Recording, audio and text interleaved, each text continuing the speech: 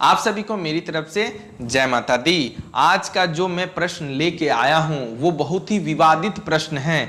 यानी अगर आप मेरे वीडियो में आए हैं तो आप भी ये जानना चाहते हैं कि दुनिया कहती है कि झाड़ू खरीदना चाहिए, इसमें लक्ष्मी का वास होता है और दुनिया खरीदती भी है। लेकिन मैं आज आपको जो जानकारी बताने वाला हूं वो जानकारी मैं अपने मन से नहीं बताने जा रहा हूं और ये जानकारी शास्त्रों में भी लिखित नहीं है। ये जो बात मैं आप सभी को बताने जा रहा हूं ये बात किसने लिखी है इसके बारे में मैं आप सभी को बता दूं। श्री लाल बहादुर शास्त्री राष्ट्रीय संस्कृत विद्यापीठ से शास्त्री MA संस्कृत से 1979 में स्नातक लेखक ने ये बात बतलाई है। यानी एक शास्त्रकार ने इस बात का जवाब हमें बताया है जो मैं आप सभी को बताने वाला हूं।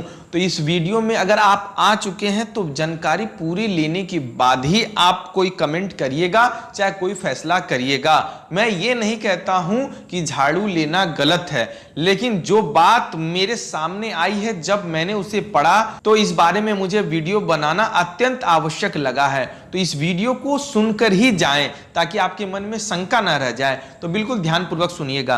इन शास्त्रकार का कहना है कि अभी कुछ वर्ष पहले तो धनतेरस पर बर्तन खरीदने का रिवाज देखा जाता था। यानी कुछ साल पहले से कहा जाता था कि धनतेरस में बर्तन खरीदना शुभ है। अब ये झाड़ू, धनिया, नमक खरीदने की बात होने लगी है। कुछ समय बाद कुछ नए नए सामानों का भी नंबर आने वाला है। यानी इनका कहना है कि कुछ समय पहले बर्तन तक सीमित थी धनतेरस, उसके बाद नमक, धनिया, झाड़ू इत्यादि का भी विधान आ गया है, उसका नंबर आ गया है। यह बाजारवाद है, इसका धर्म या त्योहार मानने की विधि का विधान से कोई भी संबंध नहीं है। यानी नमक, झाड़ू, धनिया का हिंदू धर्म मान्यताओं में कोई भी रोल नहीं है, कोई भी ऐसा विधान नहीं है, ऐसा इनका कथन है।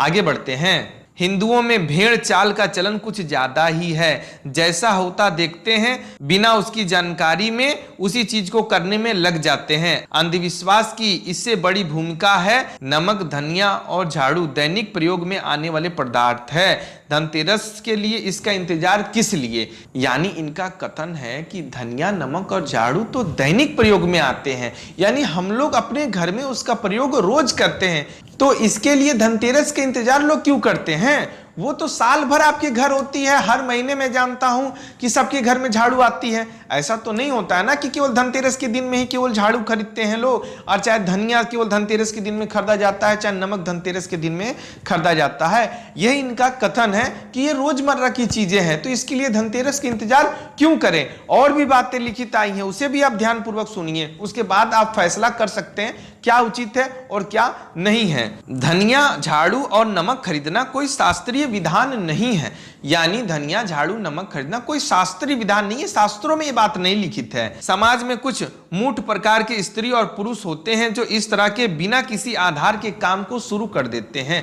यानी मूठ यानी अड़ियल किस्म के ऐसे इंसान होते हैं, यानी स्त्री और पुरुष होते हैं कि बिना किसी की अनुमति, बिना किसी गुरुजन की आज्ञा लिए इस चीज को करना शुरू कर देते हैं। ऐसे इन शास्त्रकार का कथन है कि आप जो है बिना किसी की परमिशन लिए जैसा होता देखते हैं उसी प्रकार लोग करने लगते हैं। आगे बढ़ते हैं। फिर इसको समाज में मान्यता मिल ही जाती है। यानी जब लोग किसी चीज पे एकदम अड़ जाते हैं तो न्यूज रिपोर्ट में भी, दैनिक जागरण में भी, अखबारों में भी वो चीजें छपने लगती हैं और लोग इसे करना शुरू भी कर देते हैं। इसी के लिए इनका कथन ये भी है, धनतेरस पर केवल तिल से स्नान और तिल के तेल का उबटन लगाने की व्यवस्था बताई गई है।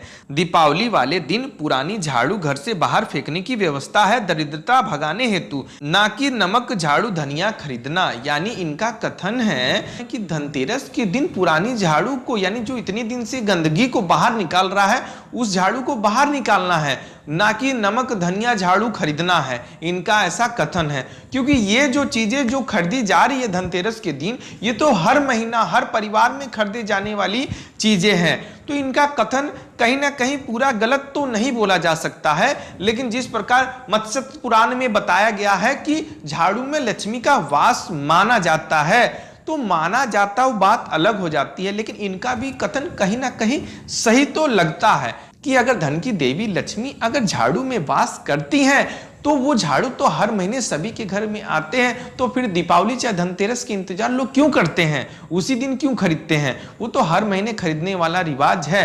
देखिए, मानना ना मानना आपकी इच्छा है, मैं ये नहीं कहता हूं कि ये बात आप माने, ठीक, क्योंकि शास्त्रों में यानी मत्स्य पुराण में लिखित है, लेकिन उसका भी विधान है जो मैं अगली वीडियो में आप सभी को बताऊंगा। ये नहीं है कि ये वीडियो यहीं खत्म है, ये एक टॉपिक पे आज वीडियो में अपलोड कर दूंगा। इसके बाद जो मैं वीडियो बनाऊंगा उसमें मैं पूरी तरीके से बताऊंगा कि किस प्रकार से मत्स्य पुराण में बताई गई है और आपको किस प्रकार झाड़ू खरीदनी चाहिए। ये जिन शास्त्रकार का कथन था मैं आपको बता चुका हूं, बाकी मानना ना मानना आपकी इच्छा है। मैं ये नहीं कहता हूं कि इसे आप माने, लेकिन ये जानकारी जो मैंने अर्जित की यानी मैंने पढ़ी उसे आपको भी बताने की जिज्ञासा थी, तो मैंने वीडियो के माध्यम से आपको बता दी। अगर जानकारी पसंद आई हो तो चैनल को सब्सक्राइब जरूर करिएगा। धन्यवाद। जय माता दी।